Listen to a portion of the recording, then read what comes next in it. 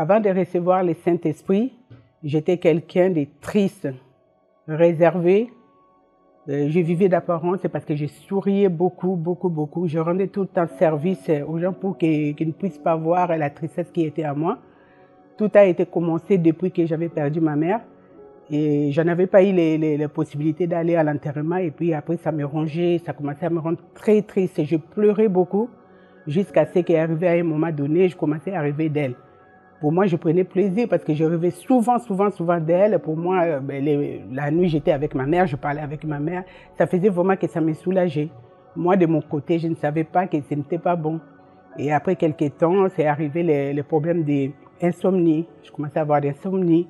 Quand il arrivait un peu le temps de dormir un peu, c'était des cauchemars. Et je faisais des rêves prémonitoires. Et je faisais tout le temps des rêves où les serpents venaient me mordre. Je me battais avec des serpents tout le temps. Je voyais les serpents en haut de mon plafond de ma chambre. Je voyais les serpents au salon, tout ça dans mes rêves.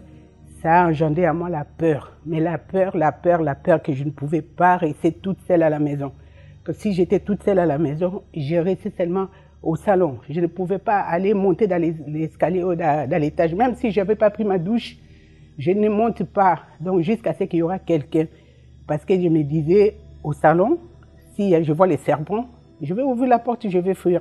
J'avais la peur du noir, j'avais la peur de la mort, la peur de perdre mon mari, la peur de perdre mes enfants. Je vivais vraiment dans l'angoisse,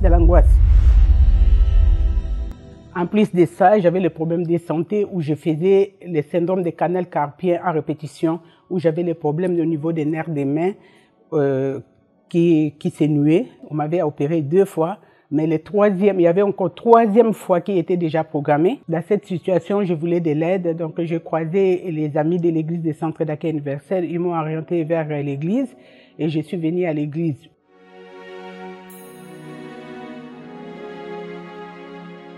Au début, je venais que les dimanches.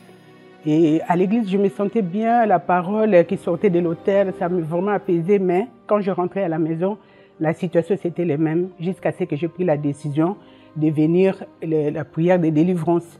Je commençais à venir les vendredis, je faisais la chaîne des vendredis, tous les propos des vendredis, même les dimanches aussi à 15h, je restais pour la prière jusqu'à ce que j'ai eu ma délivrance petit à petit.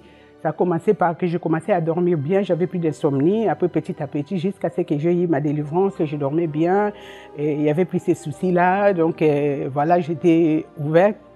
Après, pour la recherche des Saint-Esprit, je commence à venir les mercredis parce qu'il y avait toujours un vide à moi. Malgré la délivrance, mais il y avait toujours le vide à l'intérieur de moi.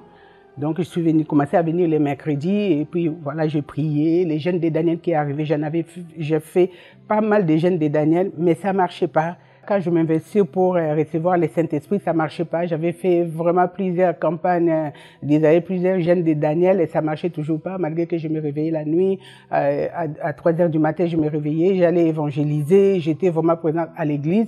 Mais ce qui était là, j'avais mes amis qui n'étaient pas la même confession religieuse, que je n'assumais pas ma foi quand j'étais avec eux, donc je ne parlais pas du Seigneur Jésus-Christ, c'était vraiment, je parle de tout et de rien, mais sauf du Seigneur Jésus-Christ. Et quand je rentrais à la maison, j'essayais aussi de parler du Seigneur Jésus-Christ à la maison, aux enfants, à mon mari, mais avec les amis, je n'assumais pas, jusqu'à ce qu'un jour, ça a fait que j'ai eu des soucis avec mes amis, donc je me suis mis à l'écart. Et une semaine après, quand je m'étais mis à l'écart, c'est là que le pasteur a annoncé les jeunes de Daniel qui allaient arriver. Donc je dis encore une autre opportunité, donc je vais vraiment saisir de cette opportunité. Et je suis retournée voir mes amis pour leur demander pardon. Et puis voilà, eux aussi ils ont demandé pardon. On s'est pardonné. C'est là que je m'étais libérée. Mais à ce moment-là que j'étais déjà à l'écart, j'avais compris qu'avec les soucis de les perdre en même temps, parce que je tenais beaucoup à eux, donc c'est là que je commençais vraiment à rester dans la présence de Dieu.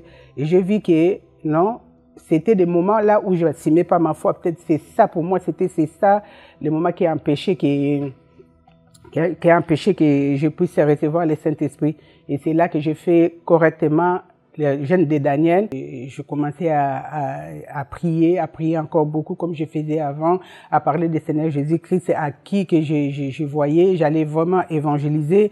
J'étais dans la parole de Dieu, je méditais, j'allais à l'église tous les jours, comme j'étais à la maison. Et puis dans ces jeûnes de Daniel-là, c'est ça que mon caractère aussi, comme j'étais tellement enfermée, j'étais un tout petit peu nerveuse, pas un tout petit peu, mais j'étais nerveuse. Et j'avais tout ça là, j'ai crié, puis quand je parlais aux enfants, j'étais calme et puis après un jour, je me réveillais le matin, j'ai fait ma prière de 3 heures du matin, j'ai dormi, tout de suite j'avais pas senti, mais le matin quand je me suis réveillée, c'est là que j'ai senti vraiment la paix que je n'avais pas avant. C'est quelques temps après que j'ai vu que j'avais vraiment reçu le Saint-Esprit, parce que j'ai vraiment la paix, c'était à l'intérieur de moi. Là, je faisais plus semblant. Quand je rigolais, quand je souriais, c'était vraiment sincère, parce qu'avant, je souriais, j'ai donné de tout de moi pour montrer aux gens que je suis bien, mais à l'intérieur de moi, c'était pas ça. Donc, vraiment, j'étais bien.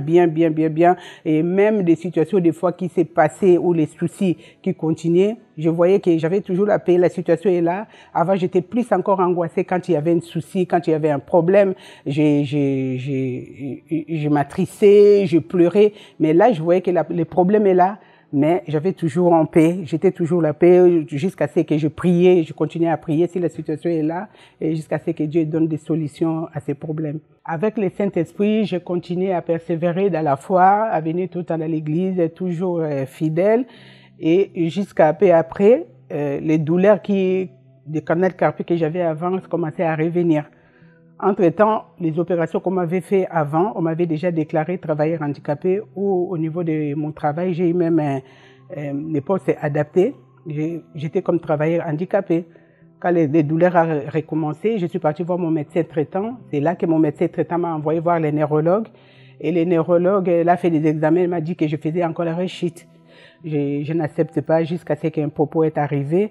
J'ai agi ma foi et jusqu'à ce que Dieu m'a restauré. Il a restauré ma santé. Je suis guérie. En ce moment où on parle là, je ne suis plus travailleur handicapé. Et puis, le dossier à la sécurité sociale a été fermé. Et puis, les dernières campagnes d'Israël de l'année dernière, c'est là que j'avais dit, bon, écoute, moi, ça fait 34 ans que je suis avec mon mari. On s'est marié depuis la mairie. Mais mon mariage n'était pas sur l'autel de Dieu. Est arrivé les dernières campagnes d'Israël. C'est là vraiment que je me suis vraiment sacrifié sur l'autel pour que mon mariage soit sur l'autel. Parce qu'avec le Saint-Esprit, je ne me voyais pas pourquoi je vais continuer à vivre comme ça sans que mon mariage soit sur l'autel. Et là, le 18 mai, on était mariés sur l'autel de Dieu. Et vraiment, c'était un jour béni pour moi, béni pour mon mari et surtout béni pour les enfants. C'était vraiment un jour inoubliable que Dieu nous a accordé la joie. Et au nom du Seigneur Jésus-Christ, on va rester sur son autel en persévérant. Et moi, intérieurement, je suis vraiment en paix, je suis vraiment en joie, je suis ouverte. Partout où je vais, ça se voit. Ce n'est plus comme je le faisais à l'apparence, quoi. Mais là, maintenant, c'est vraiment des vrais sourires de moi.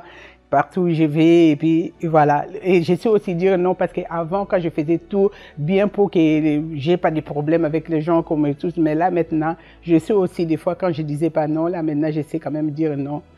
Le plus important pour moi aujourd'hui, c'est le Saint-Esprit, c'est la présence de Dieu qui m'anime jour et nuit. Je me réveille, je suis en paix, je suis en joie. Peu importe les litres, je suis en joie.